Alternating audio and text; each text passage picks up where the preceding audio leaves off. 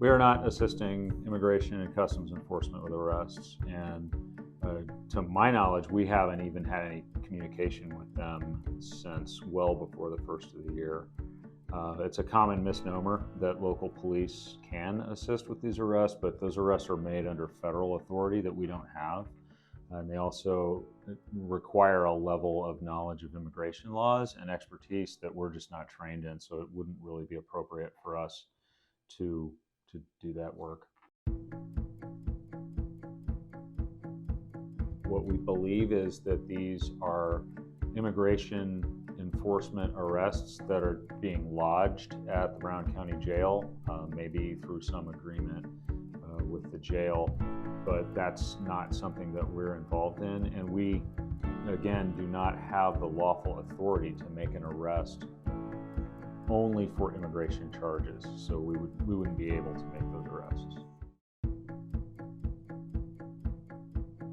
So the Immigration and Customs Enforcement Service has a website, and it's on ice.gov, and what you would look for is their online detainee locator system, and you can enter name, information, and you can find out about people who've been detained that way. So under federal law, we as local government are prohibited from prohibiting our employees to cooperate with Immigration and Customs Enforcement. We're also not required to cooperate with them. I just can't tell our employees that under no circumstances will they cooperate with the federal government. Our policy is that we will evaluate requests from all of our federal partners, whether it's ICE or the FBI, the Drug Enforcement Administration, or the other agencies that we work with, on a case-by-case basis. And what we're looking for is whether it's an appropriate use of city resources, and then what the local public safety return is on that investment. What we do ask of our officers is if they have contact with ICE that's related to immigration enforcement, that they let us know, just so that we know what's going on, and I have not heard of any contact that our officers have had with Immigration and Customs Enforcement up to this point. No, we can't. Under federal law, it is a violation of federal law to impede federal law enforcement.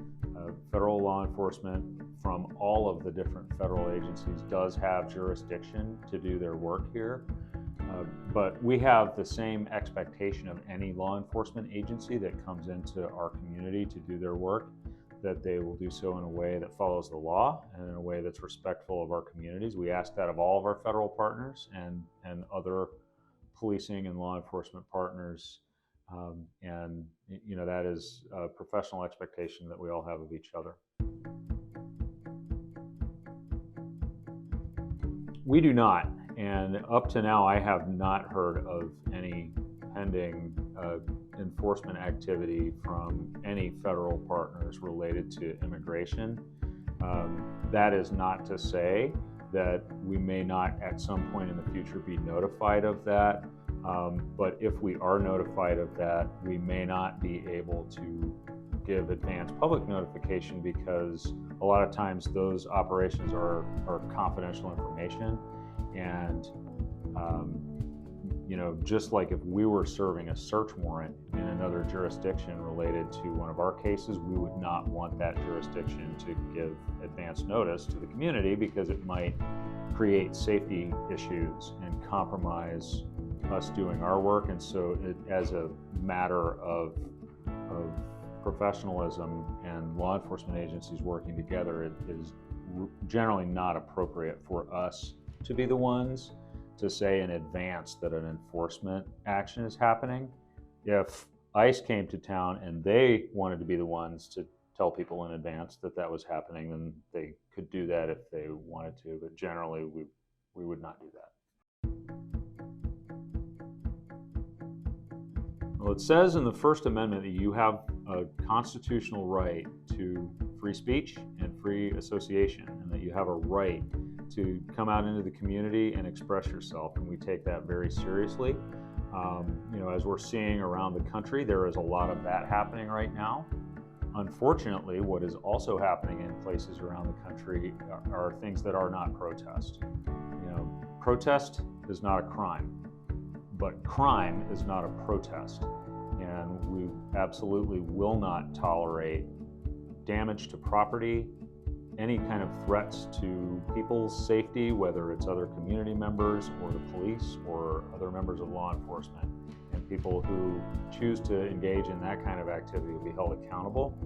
Another thing I think, though, that's important to remember is most people who come out to protest have no intention of committing crimes.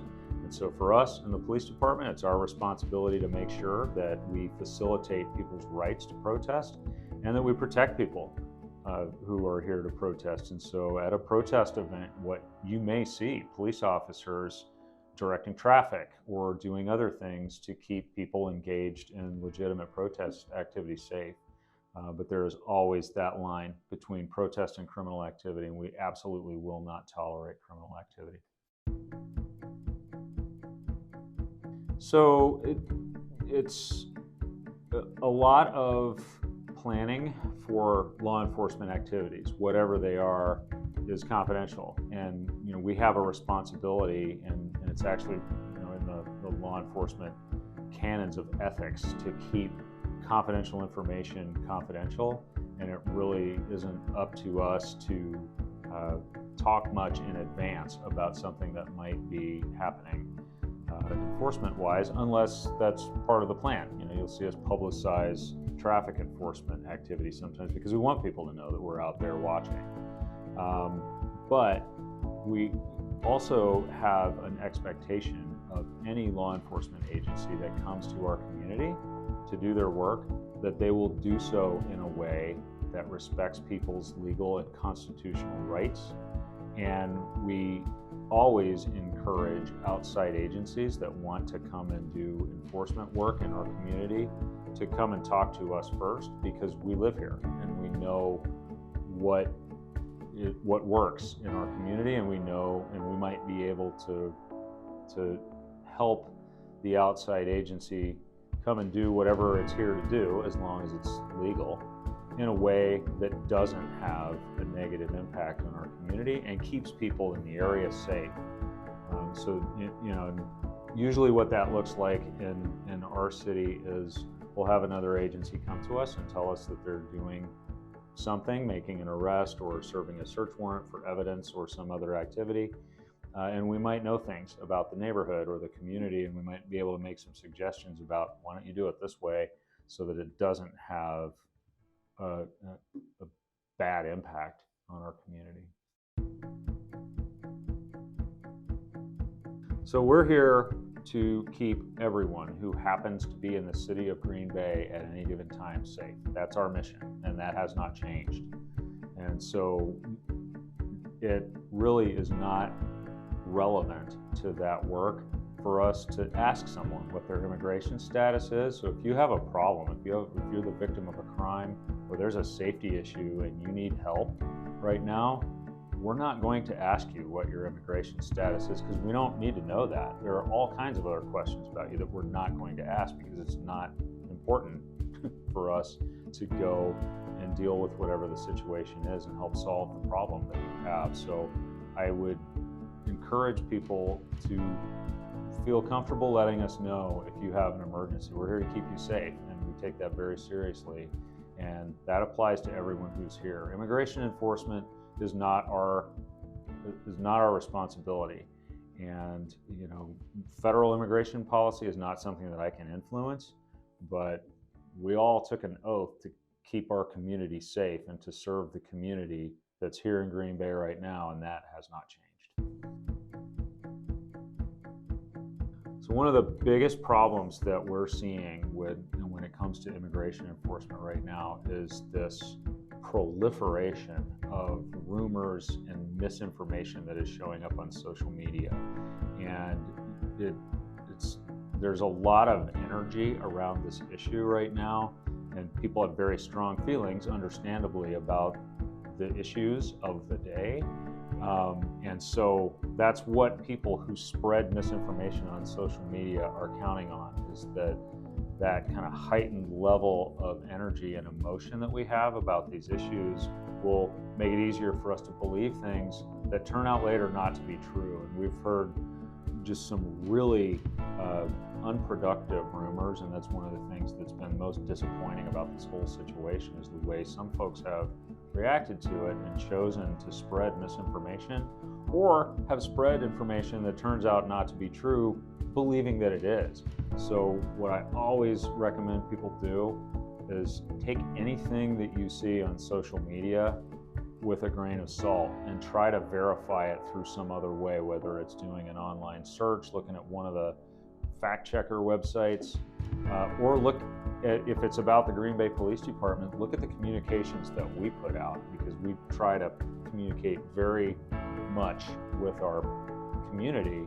And so there may be something on our social media feeds or on our website that gives you more accurate information than some of the things that you're seeing on social media. And we know that those rumors are out there, and so we will continue to make efforts to communicate at least what we know about the situation to everyone in our community, so at least we're all making our choices with real facts and not rumors.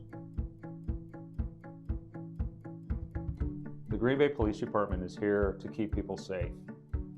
At the same time, the federal government has its authority, and it's not appropriate for us to try to impede their authority. We can all certainly have the opinions that we have. I've got mine. But we don't let, in our organization, number one, I would say we don't let our opinions get in the way of our work, because we have an ethical obligation to provide good police service in our community, and we take that very seriously. It is a very difficult balancing act that we find ourselves in right now, because we recognize that we have a responsibility to keep everyone in our community safe. And in order for us to do that, we have to work with people. We have to maintain good relationships. On the other hand, the federal government does have authority to do certain things, and we have to respect that, and we have to follow the law. We have to follow the federal laws as much as the state laws. But our focus in the Green Bay Police Department is local public safety, and we are just not going to get into the business of immigration enforcement, because we're not trained for it. We don't have the knowledge base to do it. And in our community, there's just not a local public safety gain that we're going to get out of participating in immigration enforcement, like there is for things like dealing with crime guns or drugs. And so we have to spend our resources in a way that gets the best local return on that investment, and that's our commitment going forward.